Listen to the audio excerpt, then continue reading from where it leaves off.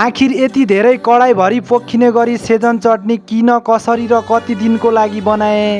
Hello, मेरो video हेरेर मलाई साथ सपोर्ट दिने प्यारा मेरा मुटुहरू कसा छौ तमी? निकै होला, म पनि ठिकै छु।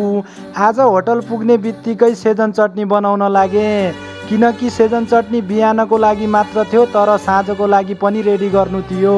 खासै त म सेजन चटनी राम्रै बनाउँछु, तर कसरी बनाउँछु तपाईँहरूलाई पनि देखाउँछु। त्यसको लागि चाहिँ मैले कडाईभरि आधा तेल हाले।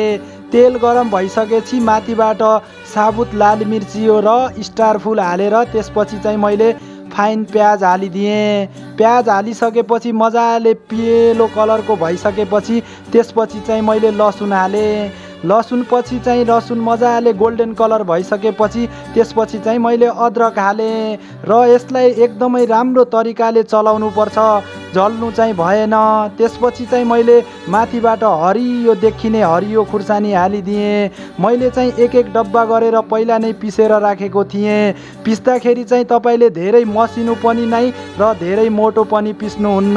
त्यसपछि चाहिँ मैले के त मसला हालिदिएँ। मसलामा माथिबाट व्हाइट पेपर र नमक हालेँ।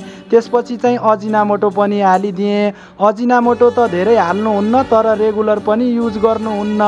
त्यसपछि चाहिँ मैले एक चिल्ली क्यान उठाएर 20 लिटरको मजाले उठाएर माथिबाट सरर हालिदिएँ। त्यसपछि के त अलि मिठो पनि त चाहियो, चटनी पनि मजाको हुन्छ, अनि मैले टमाटो केचप पनि हालिदिएँ। देख्दाखेरि भिडियोमा सजिलो लाग्ला, तल बनाउँदा गाह्रो छ। मजाले चटनी चाहिँ पाक्न दिनुपर्छ, अनि अलिकति कलर हालेर त्यसपछि स्टार फुलको पाउडर हालेर मेरो चटनी भयो। चटनी चाहिँ कमसेकम 1-2 दिन चल्छ र यसलाई मजाले पाक्न दिनुपर्छ।